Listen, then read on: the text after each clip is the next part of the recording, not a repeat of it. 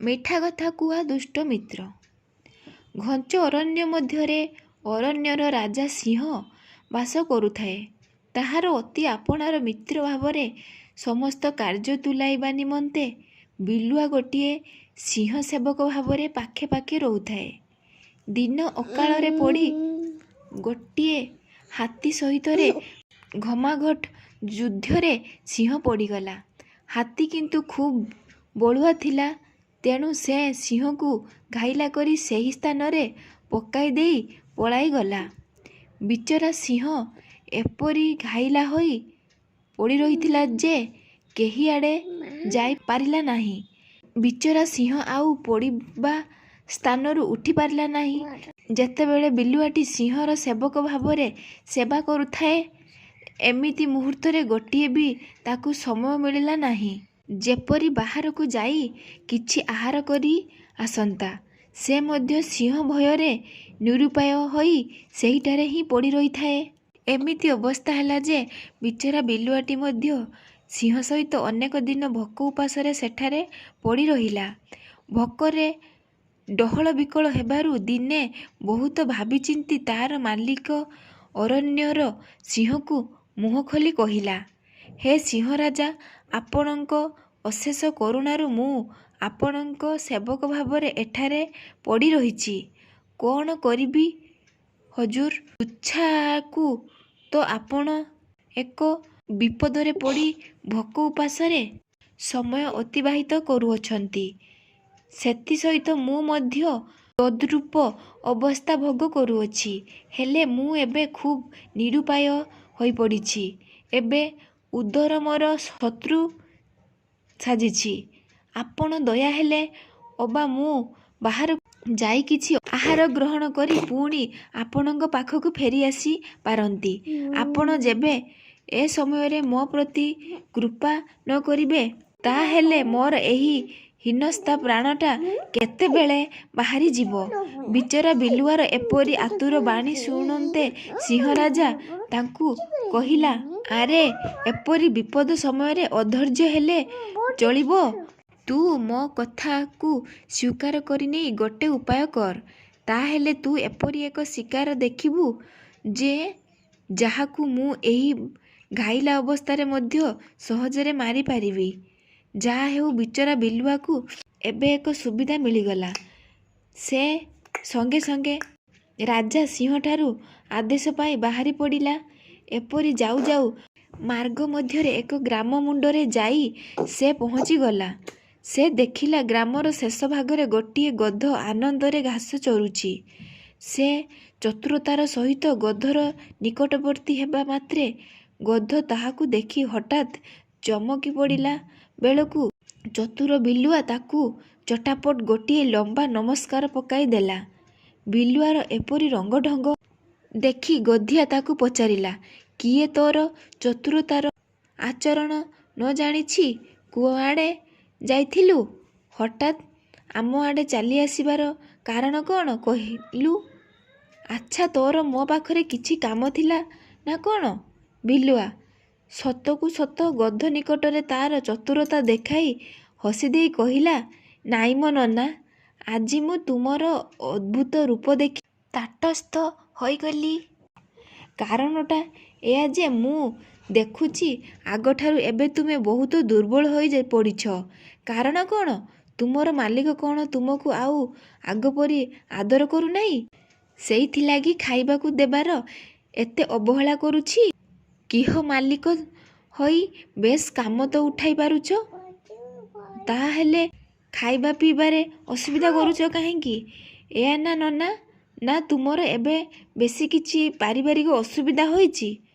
ଗଧ ବିଲୁଆକୁ ଏଥର ଚତୁର ପରିବର୍ତ୍ତେ ନିଜର ପରି ମନେ କଲା। ସେ କହିଲା, ସେ କଥା ସତ। ମାଲିକକୁ ତ ଏବେ ନିଜର ଖାଇବା ଲାଗି ଦାନାର ଅଭାବ ହୋଇଛି। ତାକୁ ତ 2 ଓଳି ଖଣ୍ଡେ ଆହାର ଜୁଟୁନି। ଆଉ କ'ଣ ସେ ଏବେ ମନ୍ତ୍ରୀ ହୋଇଅଛି ଯେ ଗରିବ ଗୁରୁବାଙ୍କ ତଣ୍ଟି ଚିପି କଳାଧନ ଖାଇ ହାତୀ ହୋଇଯିବ? ତାର ଯେ ମୁଖ୍ୟମନ୍ତ୍ରୀ ଅଛି, ୟାର ଏହି ଅନ୍ୟାୟ ଆଚରଣ ଲାଗି ମନ୍ତ୍ରୀ ପଦରୁ ବାହାର କରି ଦେଲେ ପୁଣି ମନ୍ତ୍ରୀ ପଦରୁ ବାହାର କରିଦେଲେ ତ ଦେଲା। ହେଲେ ତାର ଏହି ବିପଦ ବେଳକୁ ବିରୋଧୀ ଗୋଷ୍ଠୀ ଏମିତି ମାଡ଼ି ବସିଲେ ଯେ ଏବେ ସେ ଦୁର୍ନୀତିରେ ପଡ଼ି ଛଟପଟ ହେଉଛି। ଆଉ ସେ ବାବୁ ଅଛି ନା ଅଛି ତାର ଗାଡ଼ି ଘୋଡ଼ା। ଏବେ ଏପରି ଅବସ୍ଥା ଯେ ଖାଇବାକୁ ଗଣ୍ଡେ ତାର ପିଲାପିଲିଙ୍କୁ ଦେଇପାରୁନାହିଁ। ସେ ପୁଣି ମୋତେ କେଉଁଠୁ ଆଣି ଖାଇବାକୁ ଦେବ? ତୁ ଠିକ୍ କହିଛୁ ନନା, ଏଥର ଆଉ ଚିନ୍ତା କରିବାର ଆବଶ୍ୟକତା ନାହିଁ। ତତେ ଦେଖିଲାଠାରୁ ତ ମୋର ମନଟା କ'ଣ ହୋଇଗଲା। ଆଉ ତୁ ତ ଜାଣୁ ତୋ ପରି ମିତ୍ରମାନଙ୍କର ଏପରି ଦଶା ଦେଖିଲେ ମୋତେ ବିକଳ ପରି ଲାଗେ। ଆଚ୍ଛା ଠିକ୍ ଅଛି, ତୁ ନନା ଆଉ ଚିନ୍ତା କରନାହିଁ। ଏଣିକି ସଦାବେଳେ ମୁଁ ତୋରି ପଛେ ପଛେ ରହିଥିବି। ଏଣିକି ଆଉ ତୋର କିଛି ବି ଅସୁବିଧା ହେବ ନାହିଁ। ଆଚ୍ଛା ଏଥର ତୁ ଗୋଟେ କାମ କର। ମୁଁ କହୁଥିଲି କି ଆଜି ତୁ ମୋ ସାଙ୍ଗରେ ଏ ଗାଁ ଛାଡ଼ି ଚାଲିଗଲେ ଆଉ କିଛି ଅସୁବିଧା ହେବ ନାହିଁ। ବିଲୁଆଠାରୁ ଏକଥା ଶୁଣିବା ମାତ୍ରେ ଗଧ କହିଲା, ମୁଁ ଜାଣିପାରୁଛି ଯେ ତୁମେ ମୋର ହିତ କଥା କହୁଛ, କିନ୍ତୁ ମୋର ଭୟ ହେଉଛି ବଣରେ ଥିବା ସେଇ ହିଂସ୍ରଜନ୍ତୁମାନଙ୍କୁ। ବିଲୁଆ ହସିଦେଇ କହିଲା, ତୁମ ପାଖରେ ପରା ମୁଁ ତୁମର ବନ୍ଧୁ ପରି ପାଖେ ପାଖେ ରହୁଥିବି। ବଣର ହିଂସ୍ରଜନ୍ତୁମାନେ ପୁଣି ତୁମର କ'ଣ କରିବେ? ଆରେ ମୋ କଥାକୁ ବିଶ୍ୱାସ କରି ଚାଲୁନା ନନା। ଏଥର ବିଲୁଆ କଥାରେ ବିଶ୍ୱାସ କରି ଗଧ ବଣକୁ ଚାଲିଗଲା। କିନ୍ତୁ ବିଲୁଆ ଯେତେବେଳେ ଗଧକୁ ନେଇ ସିଂହ ପାଖରେ ପହଞ୍ଚିଗଲା ସେତେବେଳେ ସିଂହକୁ ଦେଖିଲା ମାତ୍ରେ ଗଧ ଡିଆଁଟେ ମାରିଲା ଯେ ଏକା ନିଶ୍ୱାସରେ ସେ ପଳାଇଗଲା। ଗଧ ଚାଲିଯିବାରୁ ବିଲୁଆ ସିଂହକୁ ଚାହିଁ କହିଲା, ହଜୁର ମୋର ବା ଉପାୟ କ'ଣ? ଆପଣ ତ ଶିକାରକୁ ହଠାତ୍ ଚାଲାକ କରିଦେଲେ। ସେ ଦେଖିବା ମାତ୍ରେ ଚମ୍ପଟ ମାରିଲା। ମୁଁ ଏବେ କ'ଣ କରିବି କହୁନାହାନ୍ତି? ସିଂହ କହିଲା, ଆରେ ନାଇଁରେ, ଥରେ ସିନା ମୁଁ ଅପ୍ରସ୍ତୁତ ହୋଇପଡ଼ିଲି। ଏଥର କ'ଣ ମୁଁ ଆଉ ଏପରି ଭୁଲ କରିବି? ଆଉ ଥରେ ଚେଷ୍ଟା କର ତ ଦେଖିବା।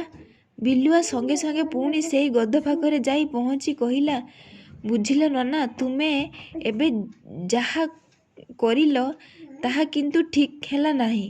କାହିଁକି ଯେ ପଳାଇ ଆସିଲ ତାହାର କାରଣ କ'ଣ ମୁଁ ଯେ ବୁଝିପାରିଲି ନାହିଁ। ବିଲୁଆର ଏପରି ମନବୋଧ କଥା ଶୁଣି ଗଧ ପୁଣି କହିଲା, ତୁମେ ମୋତେ ଗୋଟେ ଘାଇଲା ସିଂହ ପାଖରେ ପହଞ୍ଚାଇ ଦେଇ ପଳାଇ ଆସିବ ବୋଲି ଭାବିଥିଲ ନୁହେଁ? ଏଥର ବିଲୁଆ ବାସ୍ତବିକ ଗଧ ନିକଟରେ ଚତୁରତାପଣ ଦେଖାଇ କହିଲା, ମୁଁ ଦେଖୁଛି ତୁମର ଦେଖିବା ଆଦୌ ଠିକ୍ ହୋଇ ନାହିଁ। ତୁମେ ଯାହାକୁ ସିଂହ ଭାବି ପଳାଇ ଆସିଲ ସେ କ'ଣ ସିଂହ ଯେ? ସେ ପରା ଘାଇଲା ଗଧଟାଏ ମୋରି ଭରସାରେ ପଡ଼ି ରହିଛି। ଆଉ ମଧ୍ୟ ତୁମର ପରା ତାର ସମ୍ପର୍କ ଅଛି ବୋଲି ସେ ତୁମକୁ କେବଳ ଝୁରି ଝୁରି ମରିବାକୁ ବାହାରିଲାଣି। ଗଧ ପୁଣି ବିଲୁଆର ଏହି ଛଳନାମୟ କଥାକୁ ଆଉ ଥରେ ବିଶ୍ୱାସ କରି ପୁଣି ଥରେ ବିଲୁଆ ସାଥିରେ ବଣକୁ ଗଲା। ଗଧ ଭାବି ସେ ଯେତେବେଳେ ସିଂହ ପାଖରେ ପହଞ୍ଚିଗଲା ସେତେବେଳେ ଘାଇଲା ହୋଇ ପଡ଼ିଥିବା ସିଂହ ଚଟ୍ କରି ଗଧକୁ ମାଡ଼ି ବସି ଖଣ୍ଡ ଖଣ୍ଡ କରି ପକାଇଲା। ସେଣିକି ଚତୁର ବିଲୁଆ କ'ଣ କଲା ନା ସିଂହର ଅଜାଣତରେ ଗଧର କାନ ଆଉ କଲିଜାକୁ ଚଟାପଟ ଖାଇଦେବାରୁ ସିଂହ କହିଲା, ଆରେ ପାପିଷ୍ଠ, ତୁ ମୋର ଶିକାରଟାକୁ ଅଇଁଠା କରି ପକାଇଲୁ। ଏହା କହି ସିଂହ ରାଗିଯିବାରୁ, ହଜୁର ମୋର ଏଥିରେ ଦୋଷ କିଛି ନାହିଁ। ମୁଁ କାହିଁକି ତାକୁ ଅଇଁଠା କରିବି? ମୁଁ ପରା ପ୍ରଥମରୁ ଦେଖିଛି ଗଧଟାର କଲିଜା ଆଉ କାନ ନଥିଲା। ସିଂହ ଏଥର ବିଲୁଆର କଥାକୁ ବିଶ୍ୱାସ କରିଗଲା ସିନା, ହେଲେ ଉପାସରେ ପେଟ ତ ପୋଡ଼ିଯାଉଛି। ଏଠି ଆଉ ଅଇଁଠା ବିଚାର ନ କରି ସିଂହ ଓ ଗଧିଆ ସାଥୀ ହୋଇ ମଲା ଗଧଟାକୁ ଖାଇବାକୁ ଲାଗିଲେ।